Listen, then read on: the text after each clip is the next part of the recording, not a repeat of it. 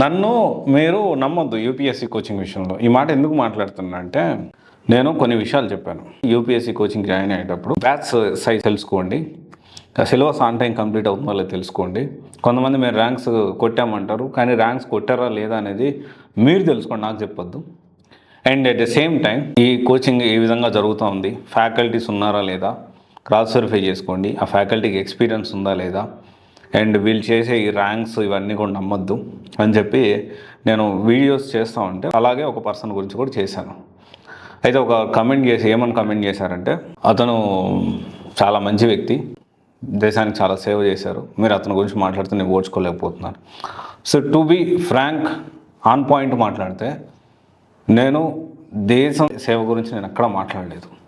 ఎక్కడ చేస్తున్నా ఆ సింపతి కార్డ్ని ప్లే చేస్తూ దేశానికి సేవ కరెక్టే కాదనట్లేదు, దాని గురించి ఎవరు మాట్లాడలేదు కదా. అసలు నన్ను వదిలిపెట్టేసేయండి, నన్ను నమ్మొద్దు. నేను చెప్పే మాటలు నిజమా కాదా క్రాస్ వెరిఫై చేసుకోండి.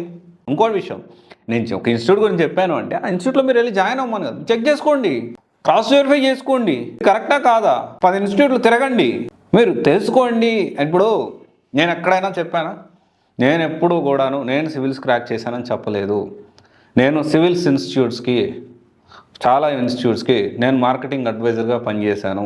ఆ పాయింట్లో కొన్ని విషయాలు నాకు నచ్చలేదు.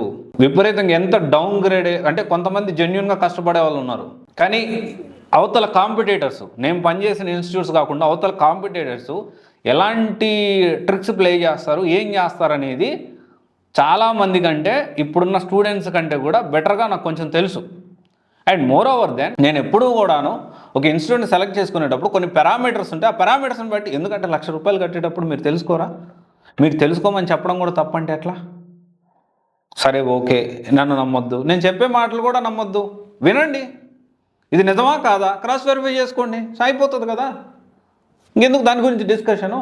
ఒక్కొక్కరు ఒక్కొక్క విక్టిమ్ కార్డ్ ప్లే చేస్తారు. ఇద్దరున్నారు ఎస్పెషల్లీ, సరే ఒకరి గురించి నేను అంతకు మాట్లాడను, ఇద్దరున్నారు. అంటే ఒక సింపతి కార్డ్ ఎందుకు ప్లే చేస్తారు మీరు, సింపతి కార్డ్ ఎందుకు ప్లే చేస్తారు, ఎవరికి లేవు చెప్పండి. ఇప్పుడు ఒక స్టూడెంట్ ₹1,00,000 కట్టిందంటే, ఆ వెనకాల ఎంత కష్టపడి ఆ డబ్బులు కట్టి ఉంటుంది చెప్పండి.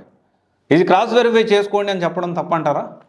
ఇది ప్రతి ఒక్క స్టూడెంట్ ఆలోచించాలి. అసలు నేనేమంటున్నా, యూపీఎస్సీ కోచింగ్ జాయిన్ అయ్యేటప్పుడు మీరు క్రాస్ వెరిఫై చేసుకోండి, 10 ఇన్స్టిట్యూట్లు తిరగండి, నేను చెప్పే పాయింట్స్ నోట్ చేసుకోండి, వినండి. సరే నమ్మొద్దు, జస్ట్ వినండి, విని ఇది మీకు నచ్చితే తీసుకోండి, లేకపోతే లేదు, దాంట్లో ఏముంది. అంతేగాని కనీసం క్లాసులు చెప్పిన వాళ్ళని, ఆన్ టైంకి సిలబస్ చెప్పిన వాళ్ళని, ఇది ఇంటర్వ్యూలో వచ్చేసేసి పద్ధతిగా బుద్ధిమంతుల్లాగా మాట్లాడి వెనకాల చేసేయన్నీ చేస్తూ వాళ్ళ దగ్గర జాయిన్ అయిన స్టూడెంట్స్కి న్యాయం చేయకపోతే ఎవరొకరు క్వశ్చన్ చేయాలి కదా. సమ్వన్ హ్యాస్ టు, ఎవరొకరు క్వశ్చన్ చేయాలి.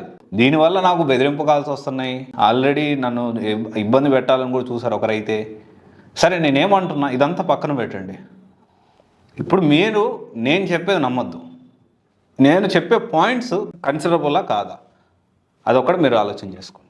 వాళ్ళు చేశారు, వీళ్ళు చేశారంటే, నేను సివైసీ స్టార్ట్ చేసిన 4.5 years నుంచి ప్రతి నెల నేను ఆర్ఫనైజ్కి ఉన్నంతలో కొంచెం ఇచ్చుకుంటూ వచ్చిన. ప్రతి నెల ఫస్ట్ సండే ఇచ్చా.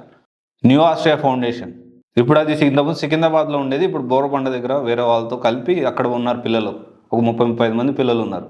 ఎవరు చేయగలిగింది సేవ వాళ్ళు చేస్తూనే ఉంటారు. డెఫినెట్లీ కొంతమంది కొన్ని కార్డ్స్ ప్లే చేస్తున్నారు, మీరు అర్థం చేసుకోవాలి. అది నేను చెప్పిన పాయింట్స్ ప్రతి ఒక్కటి చూడండి, వినండి. నేను ఇప్పుడు చాలా వీడియోస్ చేశాను, ఓకే. అలా కాకుండా వాళ్ళు అది చేశారు కాబట్టి అసలు మీకు అర్థం కావట్లేదు మీ డబ్బులు ఎంత వేస్ట్ చేసుకుంటున్నారు అనేది. ఆలోచించేయండి. Thank you.